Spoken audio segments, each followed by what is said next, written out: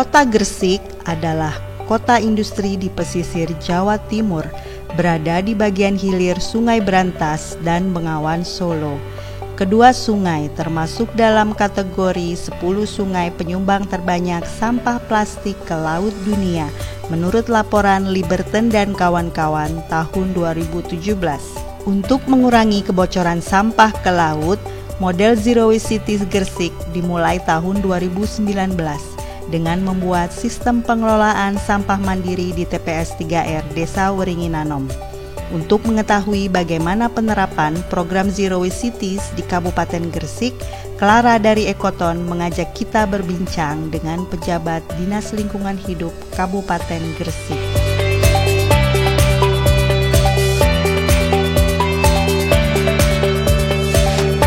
Siang, saya Clara dari Ekoton yang beraktivitas di Kota Gresik. Sebagai kota industri di Jawa Timur, Gresik menjadi pusat perkembangan ekonomi dan kepadatan penduduk, yang mana ini bisa berdampak pada peningkatan jumlah sampah rumah tangga. Menurut data dari DLH Kota Gresik, jumlah timbulan sampah per harinya sekitar 320 ton yang diangkut ke TPA.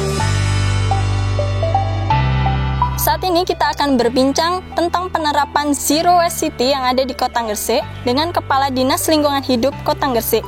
Bersama Bapak Muhammad Najih, mungkin bisa dijelaskan Pak, bagaimana gambaran umum penerapan pengelolaan sampah yang ada di Kabupaten Gresik? Salah satu tugas yang diampu oleh Dinas Lingkungan Hidup Kabupaten Gresik diantaranya pengelolaan persampahan. Kita sudah nyusun rencana strategik, begitu juga ada program dan kegiatan yang di backup oleh APBD. Kemudian di daerah kita punya Jakstrada Kabupaten Gresik, kebijakan dan strategi penanganan persampahan, sampah rumah tangga dan sampah sejenis sampah rumah tangga. Oleh karenanya kita juga membuat cakupan pelayanan yang saat ini sekitar 50%, memang masih kurang dari amanat Jakstranas maupun Jakstrada, tapi sesuai dengan kemampuan baik SDM, sarana prasarana maupun pendanaan, kemampuan kita seperti itu. Nah, itu kita tidak bisa menangani secara sendiri karena kita SDM, sarana prasarana, penganggaran juga serba terbatas. Kita semua kita libatkan stakeholder pengampu itu semua. Oleh karenanya supaya mengarah ke Zero Waste City di mana sampah itu harus tuntas, baik yang dikurangi maupun dikelola, ini semuanya harus mengambil peran Mbak Clara. Kalau serentak dalam jangka dekat kita tidak mungkin mampu melakukan itu, makanya harus ada pilot-pilot, ada konsep TPS, tempat mengumpulkan, tapi sedikit activity, itu dari timbulan dikumpulkan, kami yang ngangkut dibawa ke TPA. Tapi itu nanti sampah ada akar terkumpul di satu tempat. Ada namanya konsep TPS 3R yang ini perlu sebagai bentuk dari pendelegasian, desentralisasi kepada daerah-daerah yang menghasilkan sampah.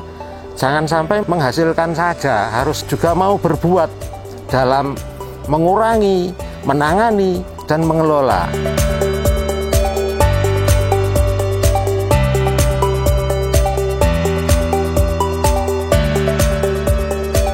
Yang di Desa Weringinganom cukup representatif untuk kita jadikan konsep Zero Waste City dengan pola TPS 3R. Di sana sudah ada SDM yang mengolah, ada organisasi atau komunitas masyarakat, dalam hal ini LSM Ekoton, itu kan banyak berkiprah di situ. Kemudian kami coba sudah melalui tersurat kepada atasannya desa, yaitu DPMD, Dinas Pemberdayaan Masyarakat Desa, coba itu di dalam dana alokasi desa.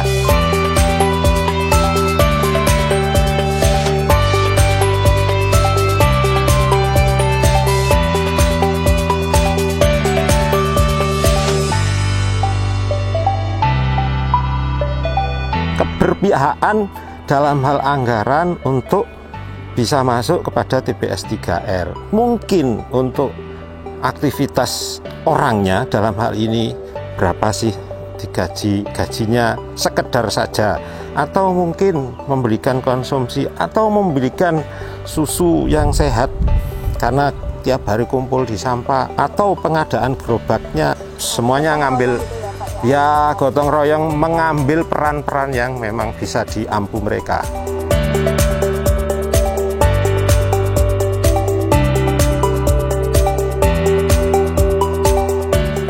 Berbincang dengan Kepala UPT TPA Ngipik Kabupaten Gresik, Ibu Siti Khoni Andrianti. Sekarang saya mau tanya nih ke Bu Siti, apa sebenarnya permasalahan dalam penanganan sampah yang ada di Kota Gresik? Sebenarnya permasalahan utama kita adalah semakin meningkatnya sampah seiring dengan pertumbuhan penduduk, dan paradigma yang saat ini adalah dari sumber sampah langsung dibuang ke TPA tanpa perlakuan apapun.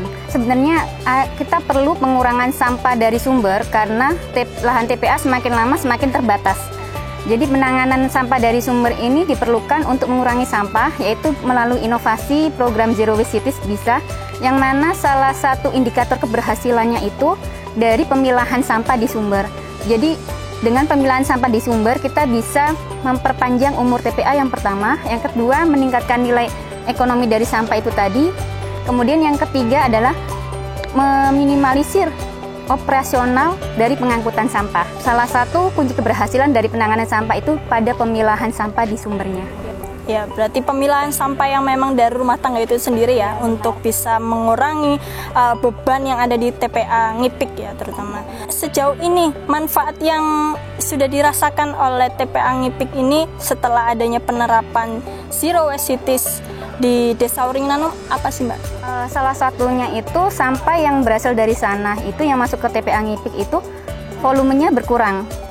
Berkurangnya namun kurang signifikan karena program ini masih dari beberapa desa saja. Diperlukan suatu gebrakan untuk pelaksanaannya diimplementasikan di beberapa desa lainnya.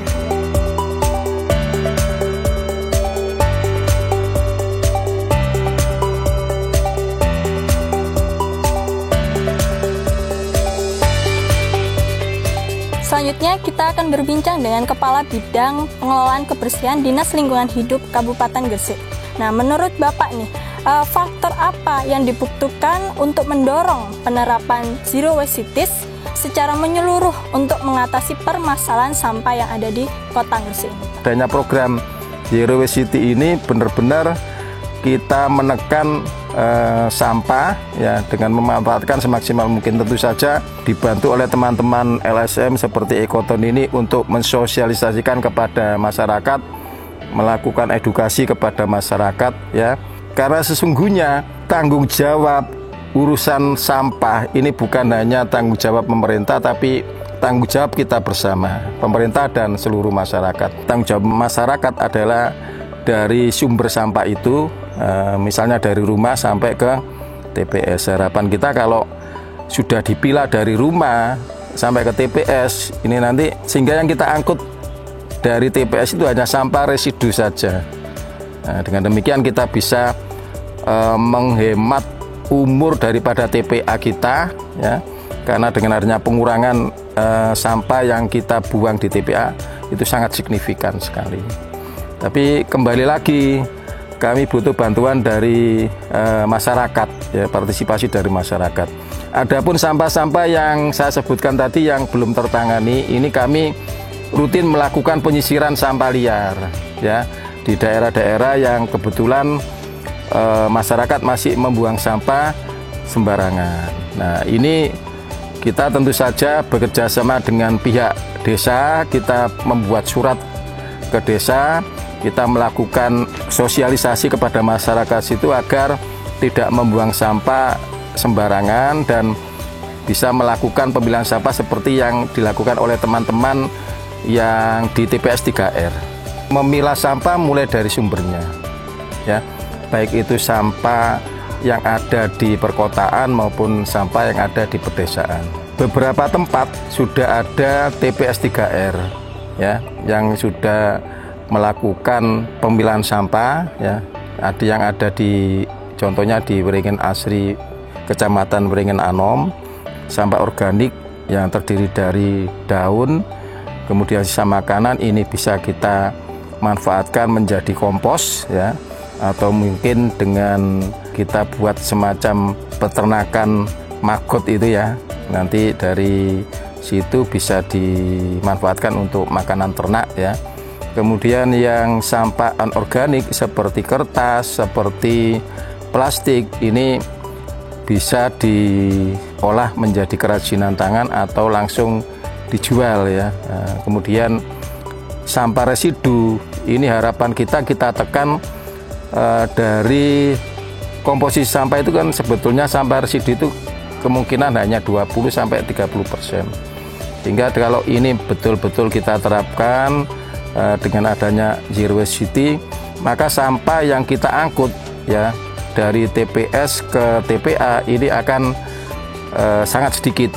Harapan kita ke depan, kita dorong agar TPS yang konvensional itu tidak hanya menimbun sampah saja atau mengumpulkan sampah di TPS, tapi ya jadi dipilah di sumbernya di rumahnya itu.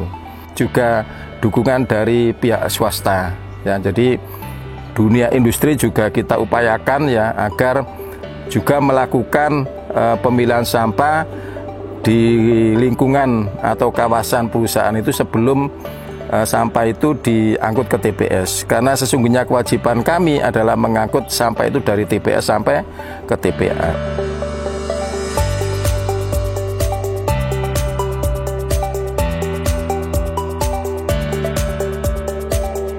Setelah kita mendengarkan paparan dari 3 narasumber, tentunya kita sepakat bahwa program Zero Waste Cities ini sangat dibutuhkan dengan komitmen kuat antara pemerintah, kemudian sektor swasta, dan tentunya masyarakat kita sendiri. Secara gotong royong untuk menempaskan pencemaran yang ada di Indonesia. Jika diringkas, program Zero Waste Cities Gresik terdiri dari 7 aksi pikul bareng untuk mewujudkan Gresik bisa bebas sampah. P. Pilah sampah dari rumah. Q. Kurangi sampah plastik. L. Layanan sampah tersedia bagi semua warga. B. Batasi sampah residu. A. Anggaran penanganan sampah yang memadai. R. Redesain kemasan untuk dipakai secara berulang. E. Edukasi. Dan NG untuk pengangkutan terpilah sampah rumah tangga.